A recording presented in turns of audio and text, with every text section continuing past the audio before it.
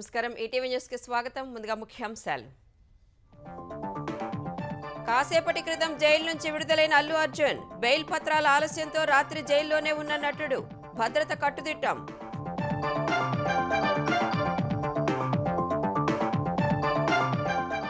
అర్జున్ అరెస్టును తప్పుపట్టిన కేంద్ర మంత్రులు అల్లు అరవింద్ను ఫోన్లో పరామర్శించిన సీఎం చంద్రబాబు ఆందోళన వద్దని సూచన నేడు తెలంగాణ సీఎం మంత్రులు గురుకుల బాట విద్యార్థులతో కలిసి భోజనం చేయనున్న నేతలు కామన్ మెనూ ప్రారంభించనున్న రేవంత్ రెడ్డి స్వర్ణాంధ్ర 2047 విజన్లో భారీ లక్ష్యాలు $2.4 ట్రిలియన్ ఆర్థిక వ్యవస్థగా ఎదగాలని ప్రణాళిక ఏఐ డీప్ టెక్ వినియోగానికి సర్కార్ పెద్దపీట స్టెల్లా నౌకలో బియ్యం నమూనాలకు నేడు పరీక్ష కాకినాడ పౌర సరఫరాల శాఖ ల్యాబ్లో ఏర్పాట్లు కోర్టును ఆశ్రయించే యోచనలో ఎగుమతిదారులు రేషన్ బియ్యం మాయం కేసు నమోదుతో అజ్ఞాతంలోకి పేర్ని నాని కుటుంబం జిల్లా కోర్టులో ముందస్తు బెయిల్ పిటిషన్ వేసిన భార్య జయసుధ అసెంబ్లీ ఎన్నికలు సమీపిస్తున్న ఢిల్లీలో కొత్త పథకం మహిళలకు నెలకు ₹1000 ఇస్తామన్న సీఎం 10 రోజుల్లో ప్రారంభిస్తామని వెల్లడి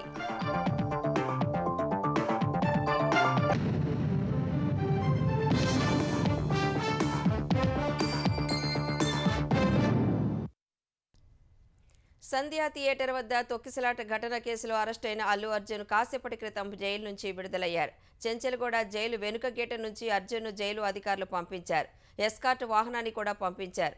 ఉదయం చెంచెలగూడ జైలు వద్దకు అల్లు అరవింద్ బంధువులు వచ్చారు. నిబంధనల ప్రకారం అన్ని కార్యక్రమాలు పూర్తయిన అనంతరం అర్జున్ విడుదలయ్యారు. వాస్తవానికి ఆయన నిన్న రాత్రే విడుదలవుతారని ప్రచారం జరిగింది. కానీ బెయిల్ పత్రాలు ఆలస్యం కావడంతో నేడు విడుదలయ్యారు. నిన్న నాంపల్లి న్యాయస్థానం అర్జున్కు 14 రోజుల జ్యుడిషియల్ రిమాండ్ విధించగా వెంటనే చెంచెలగూడ జైలుకు తరలించారు. జైల్లో ఆయనకు మంజీరా బ్యారక్ కేటాయించారు. జైల్లో అర్జున్ కొంత సమయం ముభావంగా ఉన్నట్లు తెలుస్తోంది. తర్వాత హైకోర్టు మధ్యంతర బెయిల్ ఇవ్వడంతో అల్లు అర్జున్ కుటుంబ సభ్యులు అభిమానులు ఊపిరి పీల్చుకున్నారు. రాత్రి 7 నుంచి 9 గంటల్లోపే విడుదలయ్యే అవకాశాలు ఉన్నాయని ప్రచారం జరిగింది. అల్లు అర్జున్ తరపు న్యాయవాదులు మామ చంద్రశేఖర్ రెడ్డి అభిమానులు రాత్రి జైలు వద్దకు చేరుకున్నారు. ఎస్కార్ట్ సిబ్బందితో చంద్రశేఖర్ రెడ్డి గొడవకు దిగడంతో ఆయనను డబీర్పురా పోలీస్ స్టేషన్కు తరలించారు. కొంత సమయానికి తిరిగి జైలు వద్ద వదిలి వెళ్లారు. బెయిల్కు సంబంధించిన పత్రాలు జైలు అధికారులకు ఆలస్యంగా రాత్రి 10:30కు చేరాయి. ఫలితంగా శుక్రవారం రాత్రి చెంచెలగూడ జైల్లోనే అల్లు అర్జున్ ఉండిపోవలసి వచ్చింది. కుమారుడితో కలిసి వెళ్లేందుకు వచ్చిన అల్లు అరవింద్ రాత్రి 10 గంటల తర్వాత క్యాబ్ బుక్ చేసుకుని ఇంటికి వెళ్లిపోయారు. ఉదయాన్నే మళ్లీ వచ్చి కుమారుడిని తీసుకువెళ్లారు. జైలు వద్ద జూబ్లీహిల్స్ అల్లు అర్జున్ నివాసం వద్ద పోలీసులు కట్టుదిట్టమైన భద్రతా ఏర్పాట్లు చేశారు. Yes. Okay, it did not come from the trial court. Yes. The order is coming, when the order is coming from the high court, they were bound to comply the order. That they did not do one day. You will file regular delay endukayindi. High court నుంచి వెళ్ళి రానికి time పట్టింది. Okay, దానికోసం delay. Regular bail. No, high court will hear and continue. Okay. This is only for 4 weeks. Thank you, sir. Thank you, sir. Allu Arjun అరెస్టును BJP BRS ఖండించాయి. Allu Arjun arrest Telangana ప్రభుత్వ బాధ్యత రాహిత్యానికి నిదర్శనమని కేంద్ర మంత్రులు కిషన్ రెడ్డి, బండి సంజయ్, అశ్విని వైష్ణవ్ విమర్శించారు. భద్రత కల్పించాల్సిన బాధ్యత పోలీసులదన్న కిషన్ రెడ్డి అది చేయకుండా వ్యక్తులను లక్ష్యంగా చేసుకోవడం సరికాదన్నారు. రాష్ట్ర ప్రభుత్వ నిర్లక్ష్యానికి అమాయక మహిళ బలైతే ఇతరులపై తప్పును నెట్టి శిక్షించాలనుకోవడం దుర్మార్గమని బండి సంజయ్ మండిపడ్డారు. తెలంగాణ ప్రభుత్వం సినిమా వ్యక్తులపై నిరంతరం దాడులు చేయడానికి బదులు బాధితులకు సాయం చేయాలని కేంద్ర మంత్రి అశ్విని వైష్ణవ్ ఎక్స్లో సూచించారు. అల్లు అర్జున్ అరెస్టు వ్యవహారంలో ప్రభుత్వం అతిగా వ్యవహరించిందని కేటీఆర్ విమర్శించారు. తొక్కిసలాట బాధితులపై సానుభూతి ఉందన్న కేటీఆర్ నేరుగా సంబంధం లేని అంశంలో అర్జున్ను నేరస్తుడిలా పరిగణించడం సరైంది కాదన్నారు. అర్జున్ అరెస్టు న్యాయమైతే హైడ్రాతో పేదలను భయభ్రాంతులకు గురిచేసి వారి మరణానికి కారణమైన రేవంత్ రెడ్డిని అరెస్టు చేయాల్సిందేనని అన్నారు. ముందస్తు జాగ్రత్తలు తీసుకోకుండా బెనిఫిట్ షోలకు అనుమతిచ్చింది ఎవరని మాజీ మంత్రి హరీష్ రావు ప్రశ్నించారు. తొక్కిసలాటలో మహిళ ప్రాణాలు కోల్పోవడం బాధాకరమని, ఇందుకు అసలు కారణమైన పాలకులపైనే చర్యలు తీసుకోవాలని హరీష్ డిమాండ్ చేశారు. ముఖ్యమంత్రి చంద్రబాబు శుక్రవారం అల్లు అరవింద్కు ఫోన్ చేసి పరామర్శించారు. ఆందోళన చెందవద్దని సూచించారు. అల్లు అర్జున్ అరెస్టును ఖండిస్తున్నట్లు వైసీపీ అధ్యక్షుడు జగన్ ఎక్స్లో పోస్ట్ చేశారు. అల్లు అర్జున్ అరెస్టు వ్యవహారంలో బీజేపీ బీఆర్ఎస్లు రాజకీయం చేస్తున్నాయని కాంగ్రెస్ మండిపడింది. అల్లు అర్జున్ అరెస్టు గురించి మాట్లాడుతున్న ఈ పార్టీల నేతలు బాధిత కుటుంబం గురించి ఎందుకు ఆలోచించట్లేదని ఎంపీ చామల కిరణ్ కుమార్ రెడ్డి ప్రశ్నించారు. తప్పు జరిగినందునే పోలీసులు చట్ట ప్రకారం ముందుకు పోతున్నారని ఆయన స్పష్టం చేశారు. భారతదేశంలో ఒకే లా అండ్ ఆర్డర్ ఉంటుంది. భారతదేశంలో ఒకే కాన్స్టిట్యూషన్, అంబేద్కర్ రాసిన రాజ్యాంగమే నడుస్తుంటుంది. ఇవాళ అల్లు అర్జునే కాదు, చీఫ్ మినిస్టర్లను కూడా అరెస్ట్ చేసిన సందర్భాలను చీఫ్ మినిస్టర్లు కూడా ఎఫ్ఐఆర్లు వేసారు. కానీ దీన్ని ఎందుకు ఇంత పబ్లిసిటీ చేసిరు అనేది అర్థం కాలేదు. ప్రతిదీ రాజకీయం చేసే ప్రయత్నం చేస్తున్నారు. ఏదో విధంగా బీఆర్ఎస్ వాళ్ళు, ఇటు బీజేపీ వాళ్ళు ఈ సంవత్సర పాలనలో ప్రతి చిన్న విషయాన్ని కూడా భూతద్దంలో పెట్టి చూపించే ప్రయత్నం చేస్తుర్రు. గతంలో ఇలాంటి ఇన్సిడెంట్లు కొన్ని జరిగినాయి విఐపి మూమెంట్లలో, అప్పుడు కూడా కేసులు కట్టడం జరిగింది. భారతదేశంలో ఇంకే విఐపి అయినా ఇంకెవరైనా జాగ్రత్తగా ఉండాలి. ఎందుకంటే విఐపీలకు ఎక్కువ బాధ్యత ఉండాలి. తెలంగాణ ప్రభుత్వం నేటి నుంచి గురుకులాల బాట పట్టనుంది. సీఎం, మంత్రులు సహా కీలక యంత్రాంగం గురుకులాలను సందర్శించి విద్యార్థులతో కలిసి భోజనం చేయనుంది. గురుకులాల్లో కలుషిత ఆహారంతో విద్యార్థుల అస్వస్థత వంటి ఘటనల నేపథ్యంలో వాటిని సందర్శించి పరిస్థితులను అంచనా వేయాలని సీఎం నిర్ణయించారు. అందులో భాగంగా రంగారెడ్డి, వికారాబాద్, హైదరాబాద్ జిల్లాల్లో ఒక హాస్టల్లో నేడు సీఎం రేవంత్ రెడ్డి ఆకస్మిక తనిఖీ చేయనున్నారు. ఉప ముఖ్యమంత్రి భట్టి విక్రమార్క, మధిర, బోనకల్ మంత్రులు రాజనరసింహ, శ్రీధర్ బాబు భూపాలపల్లి జిల్లా మైలారం, గన్పూర్లో ఉన్న గురుకులాలను సందర్శిస్తారు. మంత్రి పొంగులేటి ఖమ్మం జిల్లా మాదిరిపురం, తిరుమలాయపాలెం, పొన్నం ప్రభాకర్ హైదరాబాద్ షేక్పేటలో పర్యటిస్తారు. కొండా సురేఖ సంగారెడ్డి జిల్లా హత్నూరా, సీతక్క ఆదిలాబాద్ జిల్లా నేరడిగొండ, మంత్రి తుమ్మల భద్రాద్రి జిల్లా గుండుగులపల్లి, జూపల్లి కృష్ణారావు నాగర్ కర్నూలు జిల్లా కొల్లాపూర్లో తనిఖీలు చేయనున్నారు. గురుకులాల్లో నేటి నుంచి ఒకే తరహా భోజనం మెనూ అమల్లోకి రానుంది. BC, SC, ST, minority, general గురుకులాల్లో ఇప్పటి వరకు వేర్వేరుగా మెనూ ఉంది. ఇక నుంచి అన్నింటిలో ఒకే తీరుగా భోజనం అమలు చేయనున్నారు. కామన్ డైట్ మెనూను నేడు సీఎం రేవంత్ రెడ్డి, మంత్రులు ప్రారంభించనున్నారు. తెలంగాణ మంత్రివర్గ విస్తరణ ఇప్పట్లో లేనట్లేనని కాంగ్రెస్ వర్గాలు చెబుతున్నాయి. పార్లమెంటు సమావేశాల్లో అగ్రనేతలు బిజీగా ఉండటం, ఈ నెల 26, 27 తేదీలో బెళగావిలో సిడబ్ల్యూసీ సమావేశాలు ఉండటంతో తెలంగాణపై దృష్టి సారించే పరిస్థితి లేనట్లు సమాచారం. నామినేటెడ్ పోస్టులు, పీసీసీ కార్యవర్గం కూర్పు కూడా ఇప్పట్లో ఉండే అవకాశం లేదని తెలుస్తోంది. జనవరి నెలలో స్థానిక సంస్థల ఎన్నికల నోటిఫికేషన్ ఇచ్చే అవకాశం ఉందని పీసీసీ వర్గాలు అంచనా వేస్తున్నాయి. జనవరి 15వ తేదీ తర్వాత రైతులకు రైతు భరోసా వేస్తామని స్వయానా సీఎం రేవంత్ రెడ్డినే ప్రకటించడంతో ప్రజల్లో సానుకూల వాతావరణం ఏర్పడింది. ఇదే సానుకూలత కొనసాగేట్లు చూసుకోవాల్సి ఉందని పీసీసీ వర్గాలు అంటున్నాయి.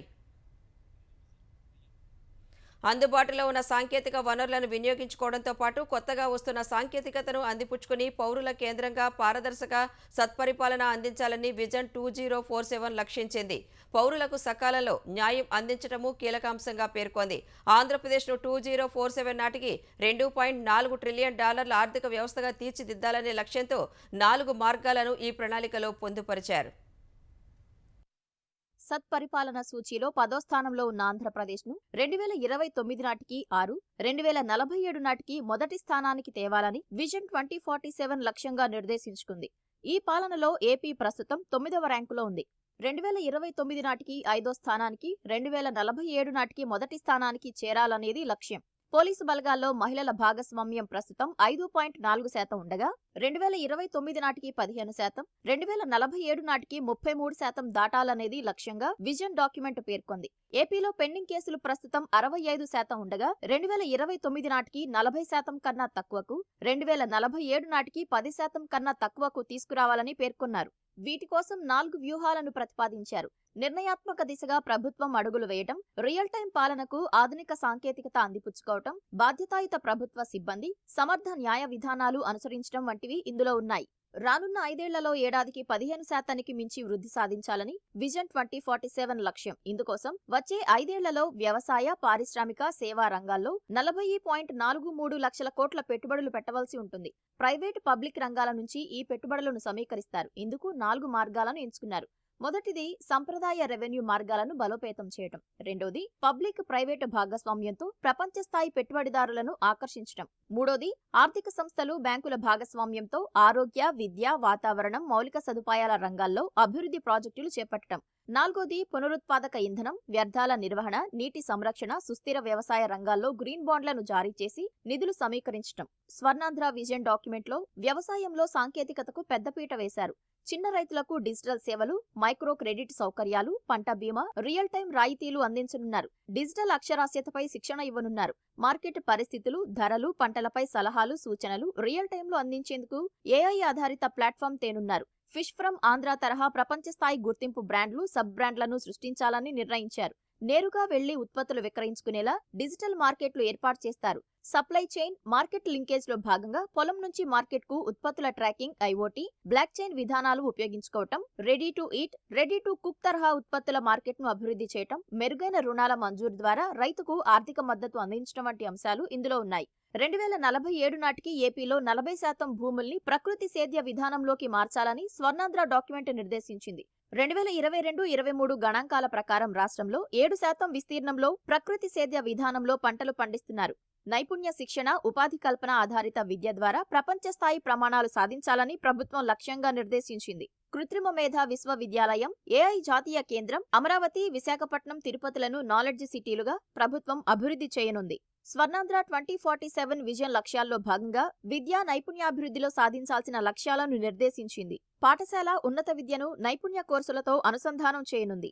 ఇందులో భాగంగా 6-8 తరగతుల్లో వృత్తి విద్యా కోర్సులను ప్రవేశపెడతారు. ఇవి ఉన్నత విద్య వరకు కొనసాగుతాయి. నైపుణ్య విశ్వవిద్యాలయం, కళాశాలలు, హబ్స్, స్పోక్స్ ద్వారా నైపుణ్య శిక్షణ అందిస్తారు. పర్యాటక రంగంలో ఆంధ్రప్రదేశ్ను దేశంలో అగ్రస్థానంలో నిలపాలని విజన్ డాక్యుమెంట్ నిర్దేశించింది. 7 యాంకర్ హబ్లు, మరో 40 టూరిస్టు సర్క్యూట్లు ఏర్పాటు ద్వారా పర్యాటక రంగాన్ని కొత్త పుంతలు తొక్కించనుంది. తిరుపతిని ఆసియాలో అతిపెద్ద ఆధ్యాత్మిక హబ్గా తీర్చిదిద్దనుంది. నగర సముదాయాల వృద్ధి లక్ష్యంగా విజన్ 2047లో ప్రత్యేక కార్యాచరణను అమలు చేయాలని సర్కార్ నిర్ణయించింది. అమరావతి, విశాఖ, కర్నూలు, తిరుపతి, కాకినాడను ప్రత్యేక ఆర్థిక కేంద్రాలుగా అభివృద్ధి చేయాలని లక్ష్యంగా నిర్దేశించారు. నాలెడ్జ్ ఆధారిత ఆర్థిక వ్యవస్థకు అనువైన వాతావరణాన్ని కల్పించాలన్నదే స్వర్ణాంధ్ర విజన్ 2047 లక్ష్యంగా ప్రభుత్వం నిర్దేశించింది. ప్రతి పౌరుడికి 2047 నాటికి సుస్థిర, సౌభాగ్యంతో కూడిన భవిష్యత్తు కల్పించాలని ప్రభుత్వం లక్ష్యంగా పెట్టుకుంది. రాబోయే 5 ఏళ్లలో ఆంధ్ర మోడల్ విద్య తమ ప్రభుత్వ లక్ష్యమని ఏపీ విద్యాశాఖ మంత్రి నారా లోకేష్ చెప్పారు. ఉపాధ్యాయుల సహకారంతోనే అది సాధ్యమవుతుందని అన్నారు. జీవో 117 రద్దు నేపథ్యంలో ప్రత్యామ్నాయ ఏర్పాట్లు, 100 రోజుల ప్రణాళిక, ఉపాధ్యాయ బదిలీలు, పదోన్నతులపై ఉపాధ్యాయ సంఘాల నేతలతో మంత్రి లోకేష్ ఉండవల్లి నివాసంలో 4 గంటల పాటు చర్చించారు. ఫలితాల విషయంలో ప్రభుత్వ పాఠశాలలు, ప్రైవేటు స్కూళ్లతో పోటీ పడాలని సూచించారు. ప్రభుత్వ పాఠశాలలో చదివే విద్యార్థుల సంఖ్య ఏటా తగ్గుతూ వస్తోందని లోకేష్ ఆవేదన వ్యక్తం చేశారు. ఈ అంశంపై దృష్టి పెట్టాలని కోరారు. 300 పాఠశాలల్లో 0 అడ్మిషన్లు నమోదయ్యాయని, సర్కారు విద్యలో ఎక్కడ లోపాలున్నాయో తెలుసుకుని సరిదిద్దుతామన్నారు. సెకండరీ గ్రేడ్ టీచర్లు 20 ఏళ్లు పనిచేసినా స్కూల్ అసిస్టెంట్, ప్రధాన ఉపాధ్యాయుల పదోన్నతితోనే ఆగిపోతున్నారని, లెక్చరర్లు, డిప్యూటీ ఈవో స్థాయి వరకు పదోన్నతులు కల్పించాలని ఉపాధ్యాయ సంఘాల నాయకులు కోరారు. 100 రోజుల ప్రణాళికలో ఆదివారాలు పనిచేసే విధానాన్ని మినహాయించాలని కోరారు. ప్రాథమిక బడుల్లో తెలుగు మాధ్యమాన్ని అమలు చేయాలని విజ్ఞప్తి చేశారు. కాకినాడ తీరంలో లంగరు వేసిన స్టెల్లా ఎల్ పనామా నౌక కదలికపై తర్జన భర్జన కొనసాగుతోంది. కాకినాడ యాంకరేజ్ పోర్టు నుంచి రేషన్ బియ్యం ఆనవాళ్లు కలెక్టర్ గుర్తించడం, నౌకను సీజ్ చేయాలని ఉప ముఖ్యమంత్రి పవన్ కళ్యాణ్ ఆదేశించడంతో ప్రతిష్టంభన నెలకొంది. నౌకలో సేకరించిన 12 కంపెనీలకు చెందిన బియ్యం నమూనాలను కాకినాడలోని పౌర సరఫరాల శాఖ జిల్లా ప్రయోగశాలలో నేడు పరీక్షించనున్నారు. ప్రత్యేక అధికారి పర్యవేక్షణలో జరిగే ఈ పరీక్షల ఫలితాలు సాయంత్రానికి వెల్లడయ్యే అవకాశం ఉంది. ఆరోపణలు ఎదుర్కొంటున్న కొందరు ఎగుమతిదారులు, ఎగుమతి కంపెనీలు కాకినాడలో అంతర్గత సమావేశం నిర్వహించి తాజా పరిణామాలపై చర్చించినట్టు తెలిసింది. స్టెల్లా నౌక గడువు మీరి 19 రోజుల పాటు కాకినాడ తీరంలోనే నిలిచిపోవడంతో నిరీక్షణ రుసుము, డెమరేజ్ ఛార్జ్ రోజుకి 20 లక్షల చొప్పున 3,80,00,000 చెల్లించాల్సిన పరిస్థితి ఎదురైందనే అంశం చర్చకు వచ్చిందని సమాచారం. మరింత జాప్యం జరిగితే ఎక్కువ నష్టపోవలసి వస్తున్నందున కోర్టును ఆశ్రయించాలనే ఆయా కంపెనీలు నిర్ణయం తీసుకున్నట్లు సమాచారం. మరోవైపు కాకినాడ సీపోర్ట్ ప్రైవేట్ లిమిటెడ్ వద్ద కూడా పౌర సరఫరాల శాఖ ఆధ్వర్యంలో చెక్ పోస్ట్ ఏర్పాటు చేశారు. ఇప్పటికే యాంకరేజ్ పోర్టు వద్ద 2 చెక్ పోస్టులు ఏర్పాటు చేయగా తాజాగా మరో చెక్ పోస్ట్ ఏర్పాటు చేసినట్లు కలెక్టర్ తెలిపారు. గుజరాత్లోని పాటన్లో 5 టన్నుల బరువున్న 155 ఎర్రచందనం దొంగల్ని AP red sanders task force పట్టుకుంది. గుజరాత్ పోలీసుల సాయంతో 3 స్మగ్లర్లను అరెస్టు చేసింది. స్మగ్లర్ల నుంచి స్వాధీనం చేసుకున్న ఎర్రచందనం విలువ అంతర్జాతీయ మార్కెట్లో 10 కోట్లు ఉంటుందని టాస్క్ ఫోర్స్ స్పష్టం చేసింది. ఒక కారును కూడా స్వాధీనం చేసుకున్నట్లు వెల్లడించింది. అరెస్టు చేసిన వారిని పాటన్ కోర్టులో ప్రవేశపెట్టి ట్రాన్సిట్ వారెంట్పై ఏపీకి తరలిస్తామని టాస్క్ ఫోర్స్ డీఎస్పీ షరీఫ్ తెలిపారు. స్వాధీనం చేసుకున్న ఎర్రచందనం దొంగలను తిరుపతికి తరలిస్తామని స్పష్టం చేశారు. రానున్న 10 ఏళ్లలో తెలంగాణను $1 ట్రిలియన్ ఆర్థిక వ్యవస్థగా అభివృద్ధి చేయడమే తమ ప్రభుత్వ లక్ష్యమని ఐటీ పరిశ్రమల మంత్రి దుద్దిళ్ల శ్రీధర్ బాబు అన్నారు. కృత్రిమ మేధ, సెమీ కండక్టర్స్, క్వాంటమ్ కంప్యూటింగ్లు అసాధారణ ఆర్థికాభివృద్ధికి దోహదం చేస్తాయని చెప్పారు. కృత్రిమ మేధ సంస్థ ఫెనామ్ నిర్వహించిన ఐఆమ్ ఫెనామ్ ఇండియా సదస్సు ముగింపు సమావేశంలో శ్రీధర్ బాబు పాల్గొన్నారు. యంగ్ ఇండియా స్కిల్స్ యూనివర్సిటీ ద్వారా భవిష్యత్ అవసరాలకు సరిపడా నిపుణులైన మానవ వనరులను అందిస్తామన్నారు. యువతలో పూర్తిస్థాయి సామర్థ్యాలను వెలికితీసేందుకు హైదరాబాద్ కేంద్రంగా పనిచేస్తున్న ఫెనామ్ లాంటి యూనికార్న్ సంస్థలు సహకరించాలని శ్రీధర్ బాబు కోరారు.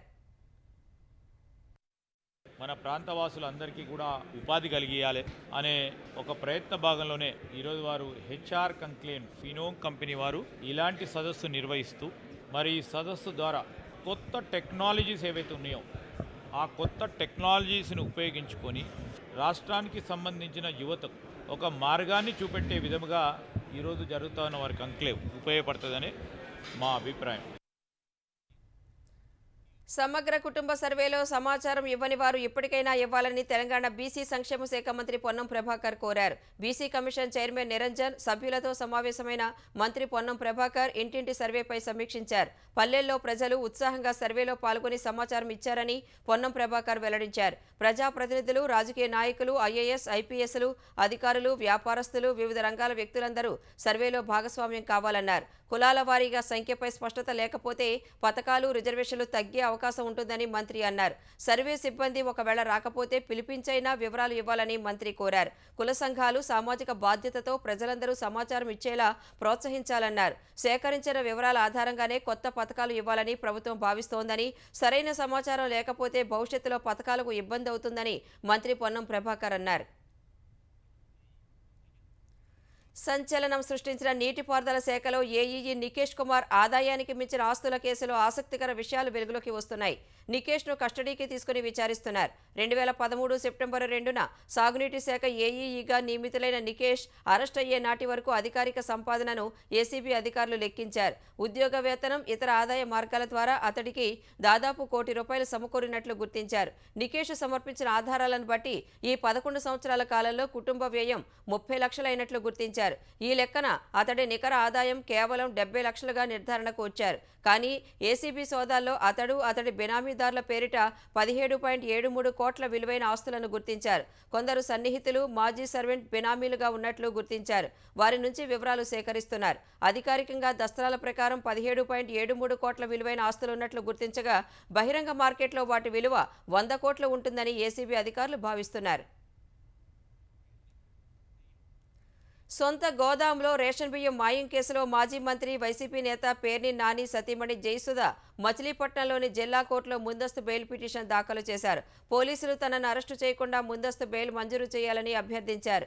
పేర్ని నాని తన సతీమణి పేరుతో పౌర సరఫరాల సంస్థకు అద్దెకు ఇచ్చిన గోదాంలో నిల్వ ఉంచిన 3708 బస్తాల రేషన్ బియ్యం మాయమయ్యాయి. ఈ వ్యవహారంపై పౌర సరఫరాల శాఖ అధికారులు ఇచ్చిన ఫిర్యాదుతో జయసుధ, గోదాం మేనేజర్ మానస్ తేజపై మచిలీపట్నం తాలూకా స్టేషన్లో కేసు నమోదు చేశారు. ఆమె పిటిషన్ను ఈ నెల 16వ తేదీకి వాయిదా వేశారు. రేషన్ బియ్యం మాయం వ్యవహారంలో కేసు నమోదైనప్పటి నుంచి వైకాపా నేత పేర్ని నాని కుటుంబంతో పాటు గోదాం మేనేజర్ మానస తేజ అజ్ఞాతంలోకి వెళ్లినట్లు తెలిసింది. జగన్ పిలుపు మేరకు శుక్రవారం కలెక్టరేట్ వద్ద వైకాపా చేపట్టిన నిరసన కార్యక్రమానికి వైకాపా జిల్లా అధ్యక్షుని హోదాలో పేర్ని నాని నేతృత్వం వహించాల్సి ఉంది. ఆయన కానీ ఆయన తనయుడు పేర్ని కిట్టు కానీ కనిపించలేదు. దీంతో వీరు అజ్ఞాతంలోకి వెళ్లారనే అనుమానాలకు బలం చేకూరింది. నెస్లేపై భారత సుప్రీంకోర్టు తీర్పు తర్వాత భారత్కు ఇచ్చిన అత్యంత అనుకూలమైన దేశ హోదా ఎంఎఫ్ఎఫ్ను స్విట్జర్లాండ్ ప్రభుత్వం నిలిపివేసింది. ఇది ఆ దేశంలో ఉన్న భారత కంపెనీలపై ప్రభావం చూపనుంది. భారత్లోని స్విస్ పెట్టుబడులపై కూడా ప్రభావం చూపనుంది. నెస్లే కేసులో సుప్రీంకోర్టు ప్రతికూల తీర్పు తర్వాత స్విట్జర్లాండ్ ఈ నిర్ణయం తీసుకుంది. 2025 జనవరి 1 నుంచి భారత కంపెనీలు తమ ఆదాయంపై అధిక పన్నులు చెల్లించాల్సి ఉంటుందని స్విట్జర్లాండ్ ప్రకటించింది. డివిడెండ్ రూపంలో 10% చొప్పున పన్ను విధించనున్నట్టు పేర్కొంది. భారత్ స్విట్జర్లాండ్ మధ్య డబుల్ టాక్సేషన్ అవాయిడెన్స్ అగ్రిమెంట్ DTAAలో భాగమైన ప్రోటోకాల్ను ఎంఎఫ్ఎన్గా చెబుతారు.